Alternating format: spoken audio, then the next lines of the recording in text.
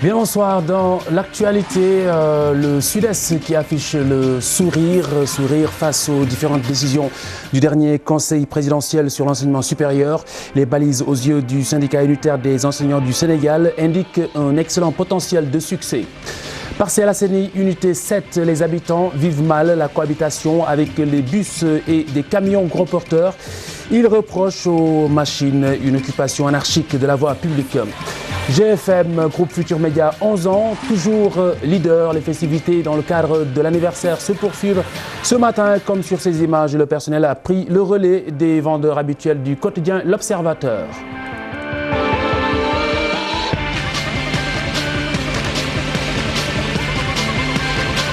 Enseignement supérieur, le Sud-Est se félicite des toutes dernières mesures issues du dernier Conseil présidentiel. C'est au sujet bien entendu de l'enseignement supérieur. Le syndicat unitaire des enseignants du Sénégal est favorable à l'essentiel des mesures issues de cette rencontre. Aux yeux de ses membres, celle-ci devrait contribuer au développement du secteur. Le Sud-Est était en conférence de presse ce matin, compte rendu de Diafar Abba et Daouda Sow. Les membres du Sud-Est approuvent les 11 mesures issues du Conseil présidentiel sur l'avenir de l'enseignement supérieur. Pour ces syndicalistes, les décisions sont à saluer, mais ils appellent à des mesures d'accompagnement pour l'efficacité de cette réforme. Dans les mesures, on avait prévu de recruter 150 enseignants du supérieur par année. Nous estimons que c'est faible. Nous avions souhaité réaliser réellement ce qu'on appelle un plan Marshall dans l'enseignement supérieur. Un recrutement au moins de 500 enseignants dans le supérieur pendant 5 ans. Parce que la question est grave, les besoins sont énormes. Et à côté de ça, nous disons effectivement, nous sommes avec nos camarades PATS, nous disons aussi qu'il faut recruter dans les personnels administratifs, techniques et de services parce que le développement se fait ensemble. Leurs camarades du syndicat autonome de l'enseignement supérieur ne partagent pas certaines de ces décisions présidentielles. Ils invitent ainsi tous les acteurs de l'université à soutenir leur cause lors d'un sit-in prévu. Le CS appelle à un nouveau sit-in le lundi devant le rectorat. Alors, donc face à cette situation-là, nous avons sollicité, et j'ose espérer qu'on l'aura, on a obtenu donc l'appui de nos collègues syndicalistes du Sud-Est, mais également les autres syndicats composant de l'université, à savoir le syndicat des PATS, parce que quelque part le combat est un combat commun. La situation de l'université Cheikh Anta Diop a aussi été au menu des discussions. Les maux dont souffre l'UCAD ont été soulevés. Parmi eux, les retards notés dans l'approbation du budget des universités. Rien que dans le fonctionnement, notre budget ne couvre pas, si vous voulez, les charges de fonctionnement. Et notre budget couvre peut-être 80% des charges de fonctionnement. Ce qui veut dire qu'on n'a pas encore la possibilité de couvrir l'ensemble des charges de fonctionnement de l'université Cheikh Anta Diop pour l'année 2013. Mieux, ou plus grave, pire devrais-je dire, le simple budget qui est l'instrument qui permet d'appliquer une partie n'est toujours pas approuvé. Pour ces syndicalistes, l'université virtuelle sénégalaise, si elle est bien pensée, peut être une solution pour le développement de l'enseignement supérieur. Ces enseignants lancent aussi un appel à l'union des organisations syndicales pour l'intérêt des universités. Les centres régionaux de formation des personnels de l'éducation, une implantation dans tout le pays contribuerait à l'amélioration de la qualité de l'enseignement au Sénégal, même si le pays est un exemple dans la sous-région. C'est l'une, en tout cas, des résolutions phares retenues au terme de l'atelier sur la question. Le compte-rendu est signé Mardieng et Ibrahim Kamara. Améliorer la qualité de l'enseignement à travers tout le pays par le renforcement des capacités de ses acteurs, tel était l'objectif de cet atelier. Chaque partie, enseignant comme personnel d'encadrement ou bien personnel technique administratif, chacun devrait avoir sa formation pour contribuer à mettre en place une congruence entre les investissements massifs qui sont destinés à l'éducation et les résultats qui doivent être obtenus. C'est le préscolaire, c'est l'élémentaire, c'est les professeurs de collège, c'est l'EBJA, donc qu'on appelait l'alphabétisation, donc l'éducation de base des jeunes et des adultes, mais c'est donner toute la place aussi au Dara moderne.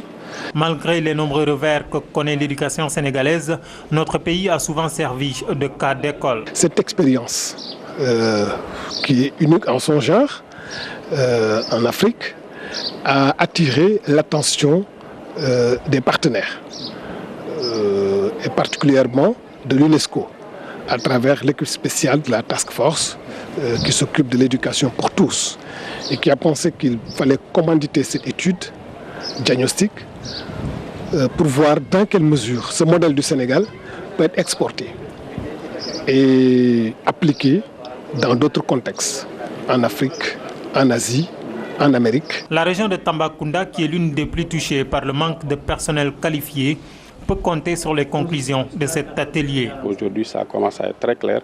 On est en train de voir véritablement les goulots d'étranglement pour relancer ces problèmes de formation au niveau des académies comme Tambacounda, qui sont caractérisées par un départ massif donc des enseignants qui avaient une certaine expérience, et souvent c'est des nouveaux qui viennent, qui n'ont aucune qualification, qui ont besoin d'encadrement et de formation. L'école sénégalaise, jadis plus rigoureuse, peut compter sur cet atelier de restitution pour retrouver son lustre d'antan. Le limogeage d'Abdoul Mbaye de la tête du gouvernement du Sénégal répond à une logique face aux urgences sociales au Sénégal. C'est du moins le sentiment de la coalition Macky 2012. Et puis la nomination de Aminata Touré traduirait, selon ses membres, une volonté de mieux porter le programme dénommé Yoonu Yokkute. El Hadj Khali Ndiaye et Ababacar Tounkara. Nous avions toujours souhaité qu'il y ait un Premier ministre proche de nous. La coalition Macky 2012 se réjouit de la nomination de Aminata Touré au poste de Premier ministre. Pour El Hadj Ibrahima Mbow et ses camarades, cette nomination traduit le vœu du président Macky Sall de s'inscrire dans la continuité du programme Yoonu Yokkute.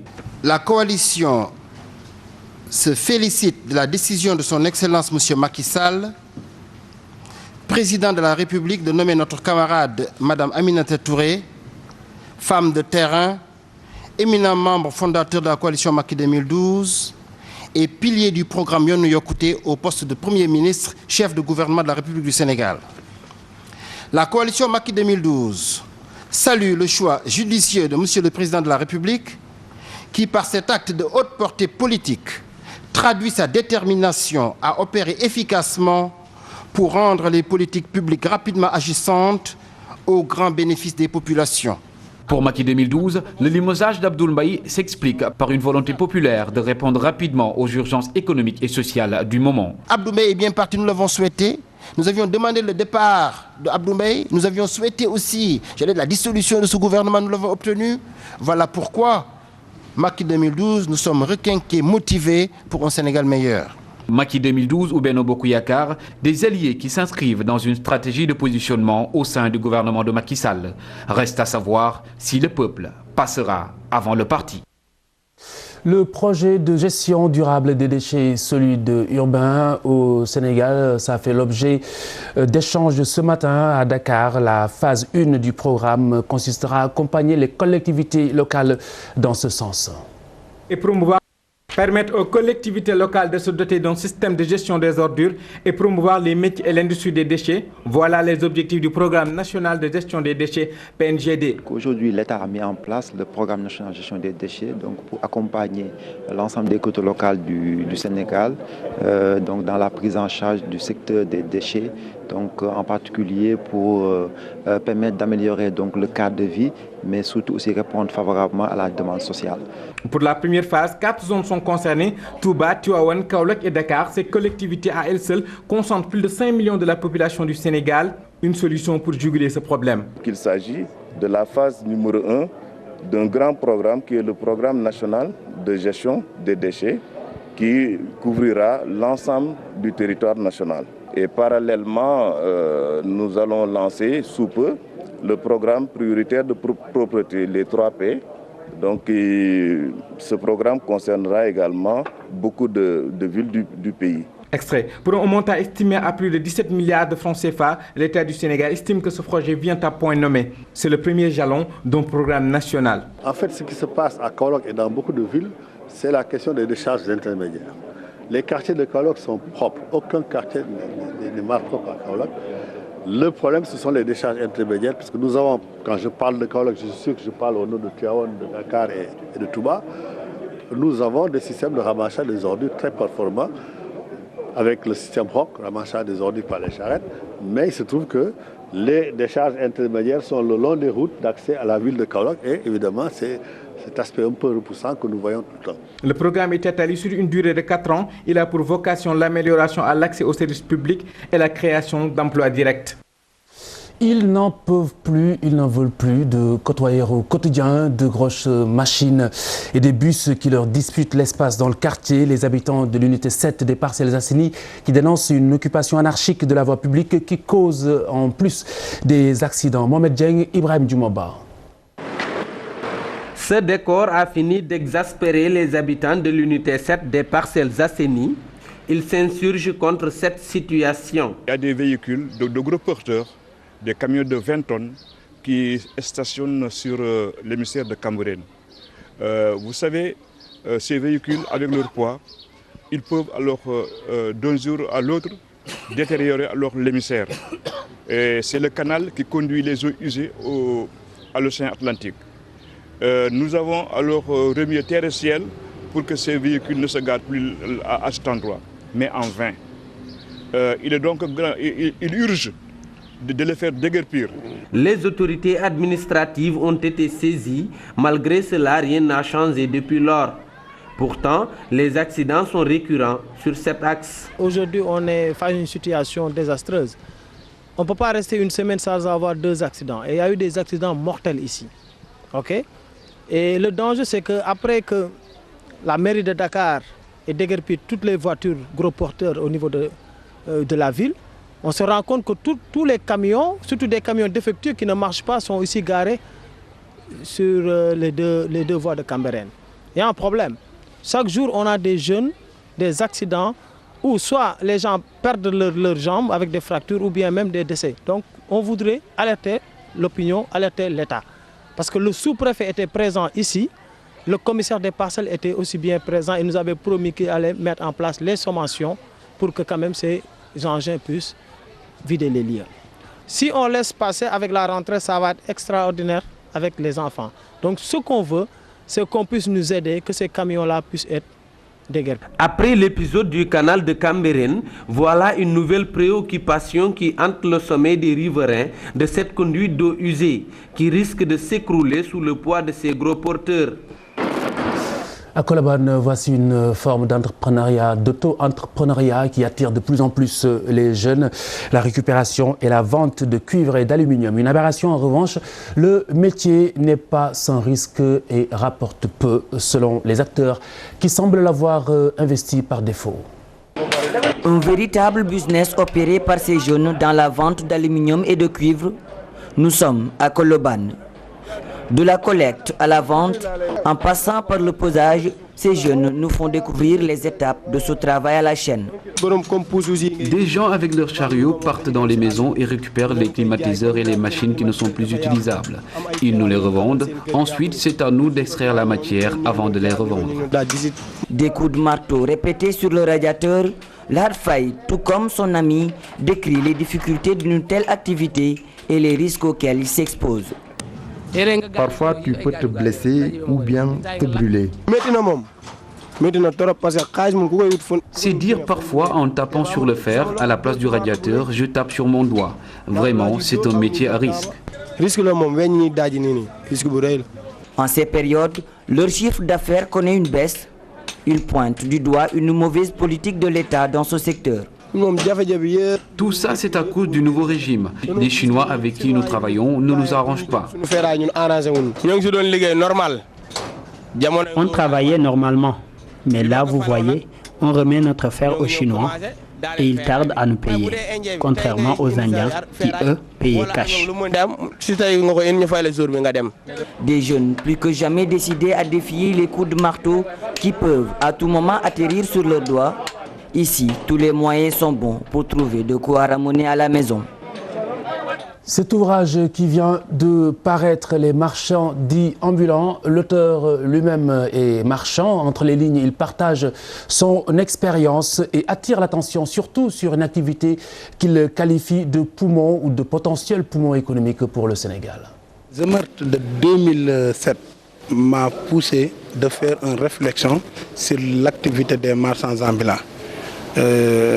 Lorsque l'ancien président de la République avait pris comme décision de faire déguerpir les ambulants dans les artères de Dakar sans mesure sans une réflexion, je me suis dit il y a un problème. Ils jouent un rôle déterminant sur le plan économique et sur le plan social. Je suis marchand ambulant depuis 1990, j'ai l'expérience. Je pratique par exemple presque tous les corps de métier. 11 ans, toujours leader, le groupe Futur Média qui poursuit le déroulement de son programme anniversaire 2013. Ce matin, le personnel a vendu l'Observateur, une occasion de rencontrer le public, essentiellement les lecteurs, les auditeurs et les téléspectateurs. Aminata Mbaye Fall. Et puis à la une, il y a tout. Vraiment, comme journal quoi. Comme l'année dernière, les travailleurs du groupe Futur Média ont vendu le journal L'Observateur dans toute la capitale dakaroise. L'opération entamée depuis l'an dernier, marquant les 10 ans d'existence du groupe, sera perpétuée conformément à la volonté des dirigeants du groupe Futur Média. C'est d'abord un acte à saluer, un acte noble, parce que comme vous le savez, le groupe Futur Média, c'est une famille. Certes, il y a une hiérarchie, mais on ne fait pas de différence entre le directeur général et le planton. Le plus important pour nous, c'est que les gens soient vraiment épanouis dans le travail qu'ils fournissent au quotidien. Ce sera une institution. Je pense qu'on l'a fait l'année dernière, ça s'est très bien passé. Cette année aussi, les gens ont salué. Je pense que c'est une excellente chose aujourd'hui de descendre sur le terrain devant le journal. C'est une forme de solidarité avec les lecteurs, avec les téléspectateurs, avec les auditeurs de la radio Futur Média. Et c'est une façon aussi de marquer la solidarité aussi avec les travailleurs. Nous pensons que l'Observateur, le groupe Futur Média a 11 ans, de façon symbolique. Nous avons décidé de descendre sur le terrain, de partager cette joie avec tous ceux avec qui nous travaillons, avec tous nos lecteurs, tous nos téléspectateurs et tous nos auditeurs et ceux même qui travaillent à l'imprimerie pour dire encore merci, merci, merci à tout le peuple sénégalais. Quant aux lecteurs, ils saluent le travail professionnel du journal. Ils exhortent l'équipe de la rédaction à redoubler d'efforts. Vraiment, moi je m'y retrouve et je l'achète tous les jours depuis presque plus de 5 ans. Hein. Je suis abonné. C'est un journal assez professionnel. Hein? Oui, c'est ce que je peux dire. C'est le premier journal, c'est celui que je lis tous les jours. Voilà. Joyeux anniversaire. L'administrateur adjoint du groupe a tenu à saluer les vendeurs de journaux qui effectuent un travail de dur labeur. Parce qu'on s'est rendu compte que vendre un journal, c'est un travail très difficile. Et j'en profite pour vraiment saluer le mérite qu'ont ces revendeurs qui courent derrière les voitures, qui sont là sous le soleil. L'an 11 du groupe Futur Média continue ses festivités. D'autres événements sont aussi prévus dans le but d'être plus proche de vous.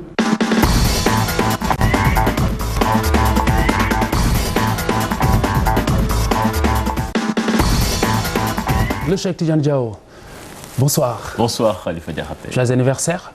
Merci à toi aussi. Je vous laisse dérouler le point. Voilà, nous démarrons avec du football, puisque c'est l'actualité donc, avec le dernier galop d'entraînement des Lions du Sénégal, donc avant la confrontation de demain face au crâne de l'Ouganda. Nous allons tout de suite donc aller à Marrakech et retrouver Mame Fatou Ndoye. Alors, Mame Fatou, est-ce qu'on a une idée du 11 de départ ou bien Alain Giresse continue toujours, comme d'habitude, à jouer au cache-cache? Oui, bonsoir, cher Tidiane Diao. Malheureusement, je n'ai pas l'impression d'entendre ta question. Effectivement, l'entraînement a terminé il y a à peine 10 minutes. Difficile de faire un balance titulaire parce que, comme d'habitude, à brouiller les cartes,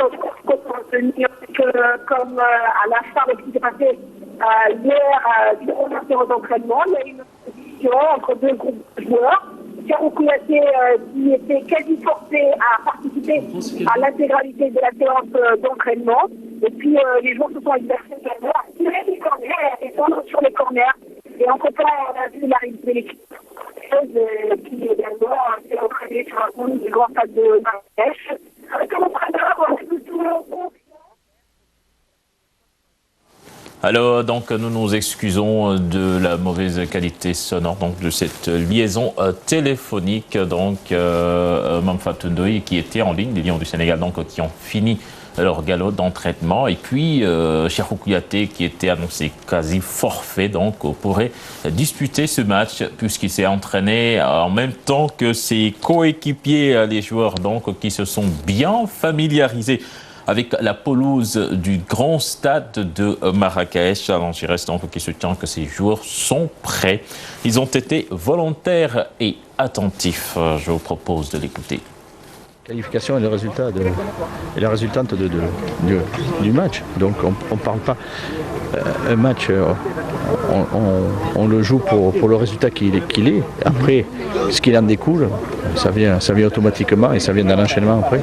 Faire ce match pour le gagner, faire ce match pour être performant, faire ce match pour mettre tous les atouts de notre côté et réaliser la performance que l'on souhaite.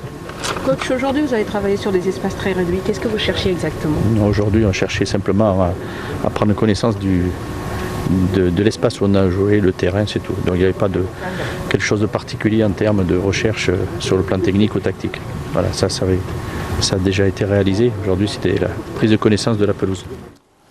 Voilà le Sénégal donc qui a choisi Marrakech pour ce dernier match des éliminatoires de la Coupe du Monde 2014. Donc Marrakech, la deuxième ville marocaine, abrite près d'1,2 million habitants, une ville touristique dont les sites sont enchanteurs. Découverte avec nos envois spéciaux Manfatou Ndoye et Mor Harma. Le charme de Marrakech, c'est une ville, sa situation géographique, parce qu'elle est à peu près au milieu. Il y a les montagnes juste derrière, les montagnes de Rika et de Lukaimden. Il neigeait en hiver là. Et puis après, il y a les palmiers. Il y a des vues panoramiques. Plusieurs touristes sont venus ici à Marrakech. Ils préfèrent vivre ici à Marrakech qu'en France. Il est des endroits plus austères pour jouer un match de football. Marrakech, ville de rêve, endroit choisi par les touristes du monde entier, a acquis une belle notoriété depuis les années 80. La région existe voilà plus de 10 siècles. Une politique touristique appuyée par le gouvernement marocain et favorisée par la venue des investisseurs étrangers. Pour avoir un aperçu sur la plus grande mosquée de la ville, dénommée la mosquée Koutoubia et bâtie par un certain Youssef Ben Tachfine, nous passons devant la grande poste construite par les Français durant la période de colonisation. La mosquée de la Koutoubia, ça fait longtemps qu'elle a été construite par les Almoravides, par Ali ibn Youssef Ben Tachfine.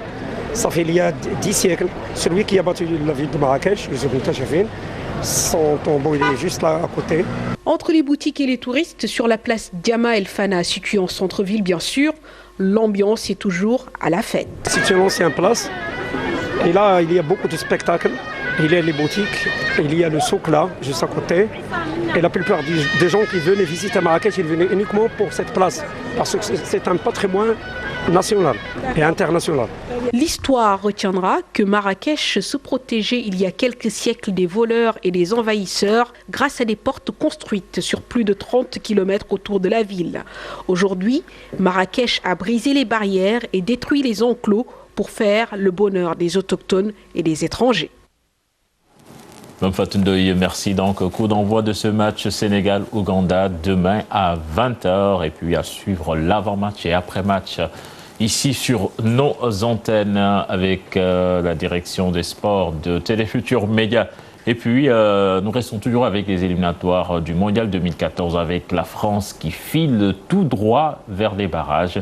Les Bleus ont été tenus en échec 0 but partout en Géorgie. Au même moment, l'Espagne qui mène 1-0 face à la Finlande. Voilà, Khalifa Diakhaté, c'était là l'essentiel de la page. Merci, Cheikh Tidiane Diao. Reste avec nous pour découvrir justement ce clin d'œil à nos amis protecteurs de la police nationale. Ces belles images lors de la vente de l'Observateur ce matin par le personnel de GFM. Les policiers qui ont profité de l'occasion pour prendre une petite revanche amicale sur Père Boukhar, sur cette antenne qui passe le reste du temps à brocarder cette corporation. Regardez.